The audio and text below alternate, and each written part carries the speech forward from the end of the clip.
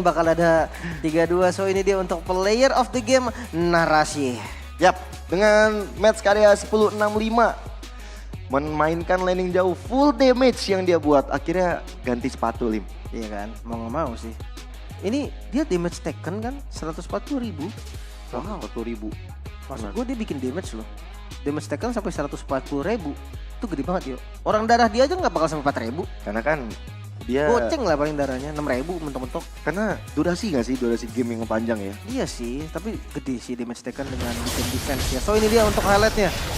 Sempet gue bilang juga tadi seandainya di awal in and out dari OP ini rapi, untuk farlane-nya juga rapi, kayaknya nggak bakal ada nih kejadian-kejadian yang dimana dia akhirnya kebawa sampai late game banget. Cuma kalau seandainya Bigetron rapih juga, gue rasa dia bisa close game ketika keunggulan dia masih ada di 7.000 sampai 8.000 gold.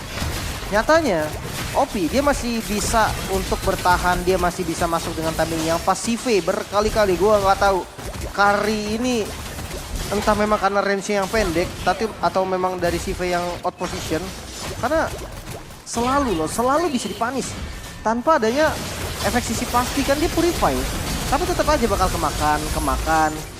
Dia harus benar-benar bisa jaga jarak sih kalau memang seandainya nggak bisa untuk fight pakai Kari, ya berarti dia tipikalnya memang hero long range. Tapi ketika Lord diambil sama teman-teman dari OP Pegasus, itu menjadi awal dari kebangkitan mereka. Goldnya mereka kejar lagi, dan ketika ada team fight, lihat ini berantakan banget team fightnya. Ada fight di sebelah kiri, kanannya juga nabrak, dan last moment akhirnya Finn bisa melakukan trap ke arah Kaditanya dari Tole, dan ini lihat ditungguin kan. Belakang ditungguin, udah immortal, Winter. Nah, Wasipole gue lihat langsung lari, udah. Di sini gue udah lihat oke. Mau nggak mau Narasi cari pertukaran, Cloud-nya tumbang, masalah beres. Udah nggak ada marksman tuh udah susah banget di late game ya. Makanya kalau misalkan nggak ada roamer pun susah di late game karena respawn time-nya lama. Tapi kalau nggak ada marksman, chance-nya itu bakal lebih kecil lagi. Dan tadi kalau gue lihat GB agak sedikit lama untuk join the fight ya.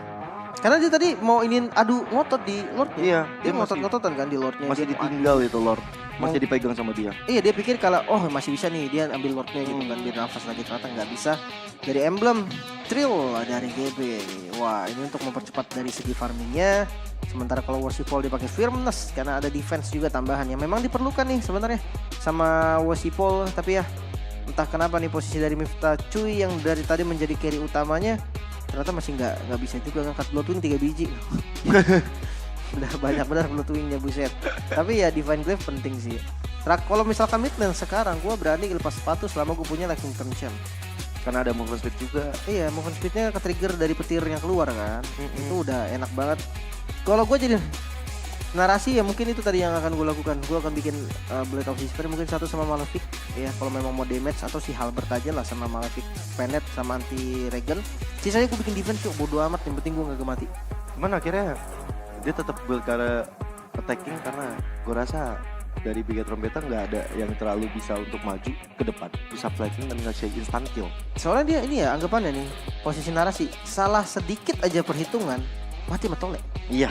Damage itu Tole sekarang bisa kill siapa aja menurut gua. Bahkan dan itu yang punya Athena pun bisa sekarat mungkin, nggak langsung instan kecuali Athenanya udah di bait. Entah ketembak sama Miftah mungkin, entah mungkin kena Windtalker-nya dari Zeltron, abis itu baru di commit. Itu bisa, sangat-sangat bisa. Tadi kan banyak tuh momen-momen Tole mau bikin sekarat sih, kan? Iya. Bikin sekarat gitu kan. Skirt Udil. Oke, untuk post game kita Rich Guy by GoPay masih dipegang sama CV ternyata. Ya, dia farming dari awal mungkin ya sampai akhir, dan 800 gold sampai menit 30 loh yuk. Iyalah. Berarti total gold dia hampir 30.000 gak sih? Total gold yang dipegang sama dia. Orang dia 800 per menit kan. Ini kan GPM. Tadi matchnya sampai 37 menit.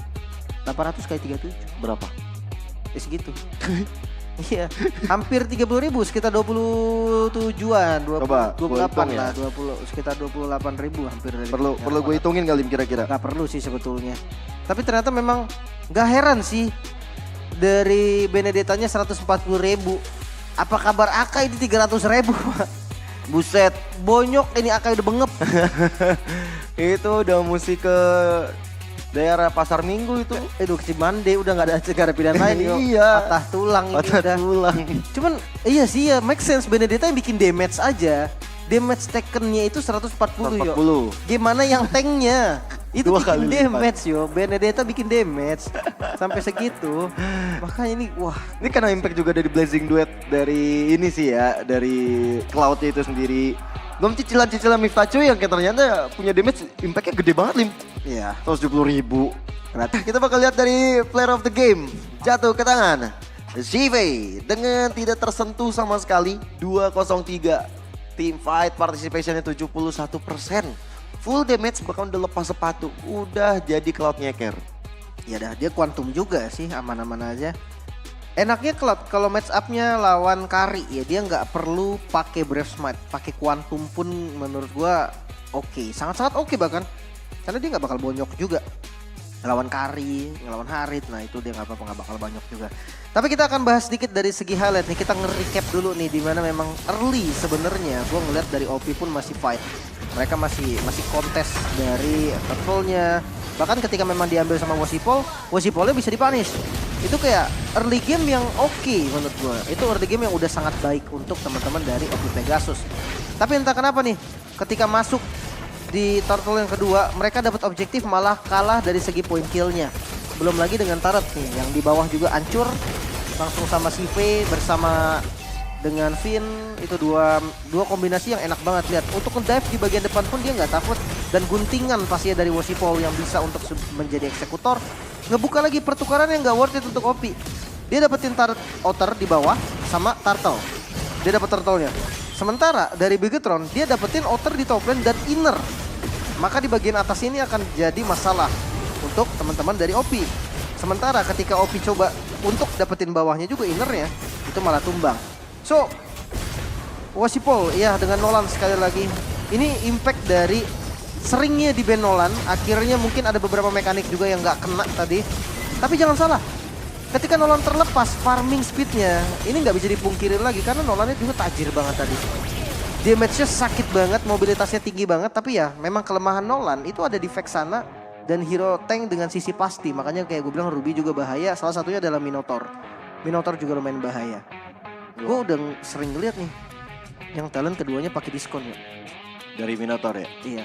BU soalnya kan. Pertama karena alasan yang logisnya adalah gue nanya sebenarnya sih ke beberapa player gitu kan kenapa pakai diskon, karena Minotaur tuh item dependent. Dia tuh nggak keras, dia bukan tank yang badak gitu. Ya. Jadi dia depend on item. Yang kedua katanya udah mau lebaran soalnya. Hah? Buat beli baju. Serius gue nanya player, nggak usah gue sebut lah playernya lah. Kenapa pakai diskon? Buat beli baju lebaran katanya. Bodo amat gue. Sama buat beli tajil gak sih? Tajil nggak bisa, jangan diskon dong. Tajil diskon rugi dong. Kalau baju kan bisa diskon pak. Kan produksi massal tuh kalau baju. Tapi serius gue nanya dijawabnya begitu yuk. Gue juga pusing kepala gue.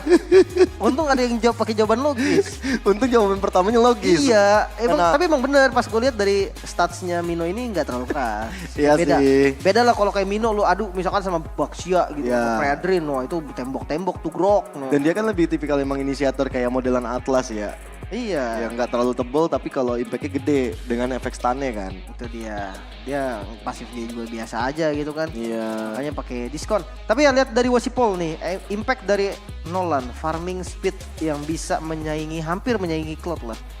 Karena Cloudnya makan 2 lane, makanya nggak kekejar sama sekali dari goldnya. Tapi bayangkan kalau Cloudnya ini 1 lane doang, udah pasti Wasipol yang pegang lane jauhnya dan dia goldnya paling banyak.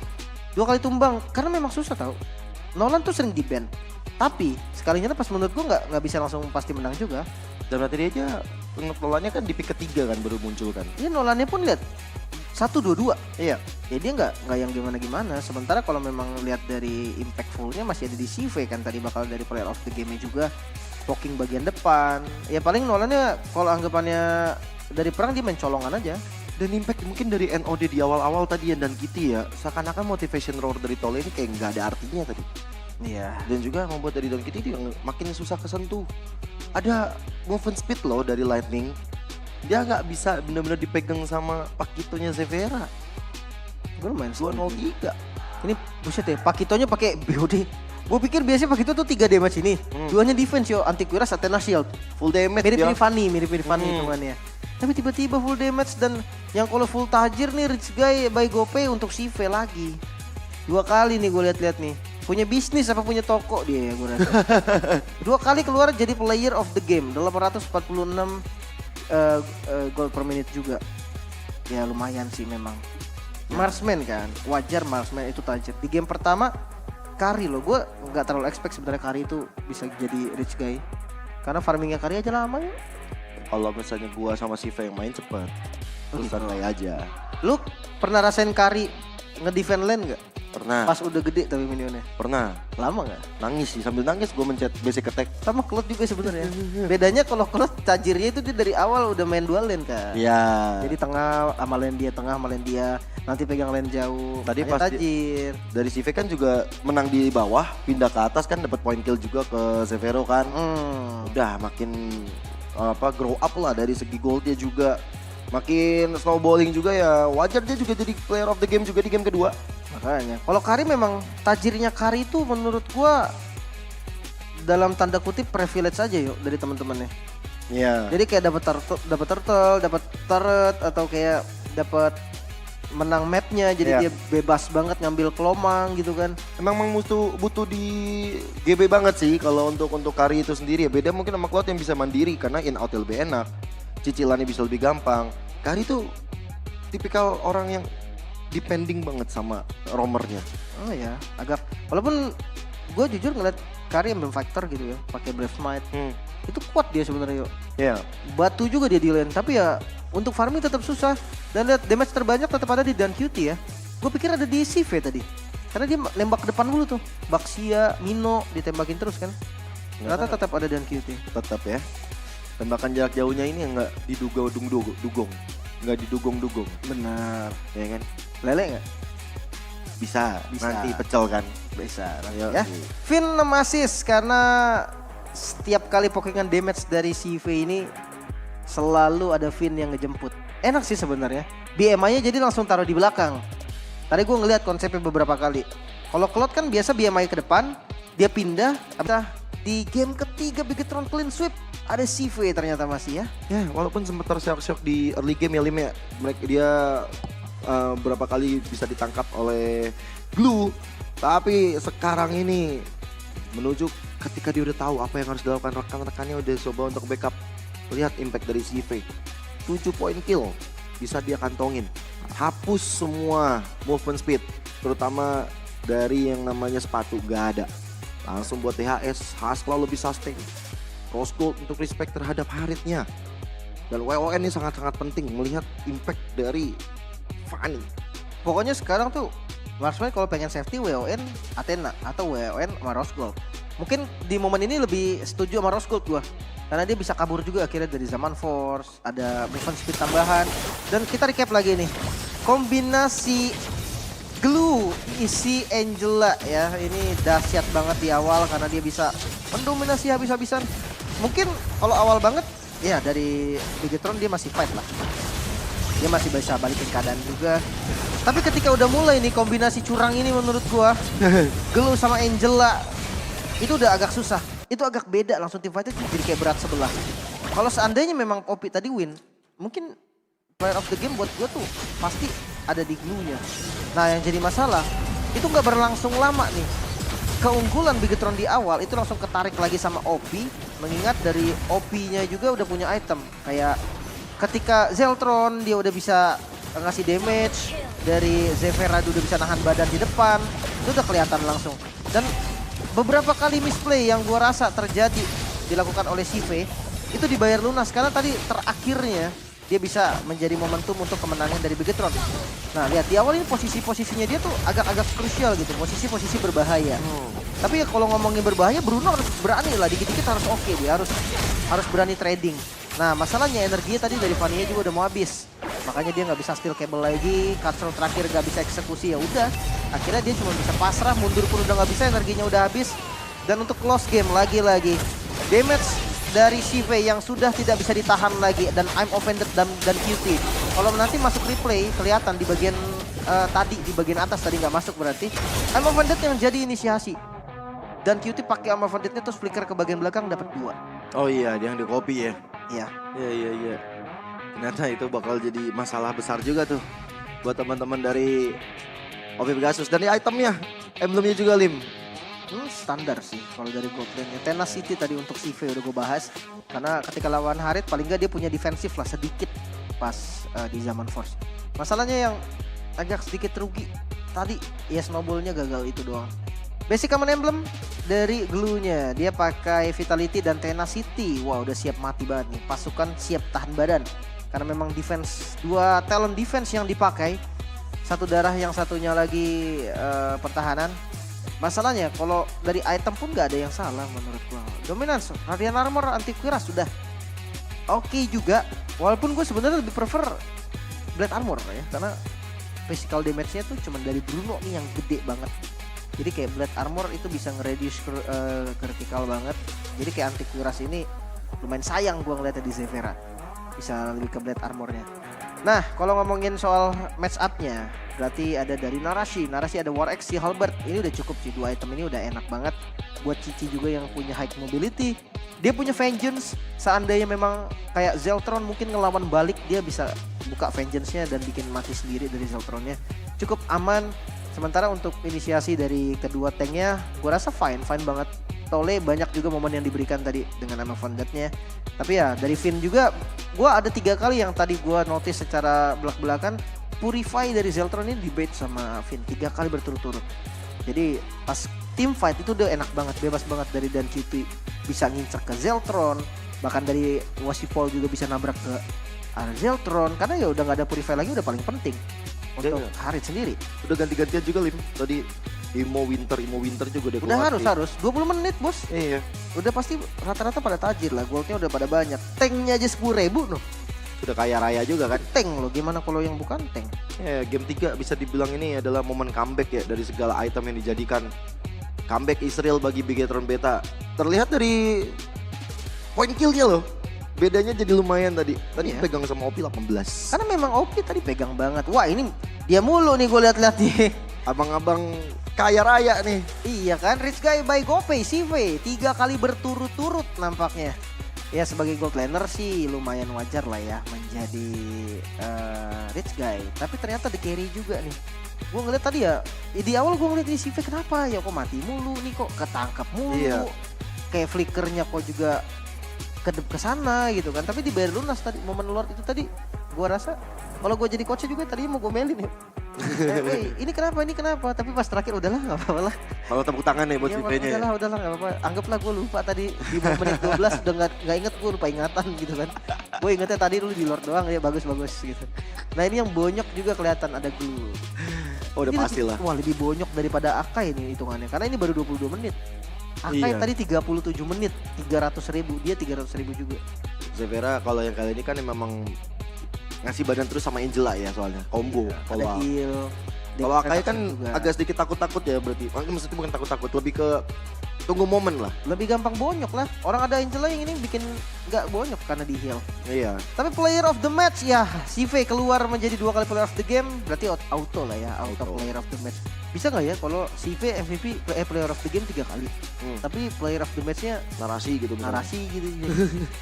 Nggak tahu ya. Nanti kita bisa minta aja, tolong. ntar kita tanya kali ya biar Iya. biar pusing yang di belakang. Iya, tiba-tiba ngeluarin aset baru ya kan. Nggak bisa katanya. Salah foto nih gitu. Nggak bisa. Oh nggak bisa katanya. Nggak bisa. Udah valid guys, nggak bisa. Kalau ada player of the game, udah pasti dia akan jadi player of the match. Betul. Tergantung berapa kali dia di player of the game. Iya, nah ini dia ya dari build-nya standar build sih. Cuman KDA-nya 4 kali tumbang ini nih, yang mungkin bisa jadi pembahasan lah. Apa sih kurangnya CV? Kenapa sih CV akhirnya kembali di MDL? Mungkin ya kalau menurut gua ini 4 death-nya ini yang bisa dibedah banget. Buat jadi jawaban apakah memang bisa improve lagi atau enggak? Apalagi kan kalau misalnya nanti dia mau masuk di Bigetron Alpha, saingannya lumayan nih, eman. Ya, Tapi gua udah predik yuk. Gua tulis cuma 2 kali. Kenapa yang ketiga gua nggak tulis? Kenapa? Karena gua